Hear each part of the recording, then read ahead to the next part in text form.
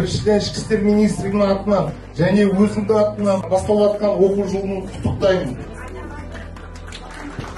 Енді мына балдарымыз, аман болыңыздар. Сіздердің қауіпсіздіктеріңіз біздің қолымызда, өздеріңіздің қолдарыңызда. Мына енді сақ болып, мына жол ережесін бұзбай, аман есен мына оқу жылдарымыз тағы да құтты болсын. Сіздерге тек қана денсаулық, сәттілік тілеймін бәріңізге.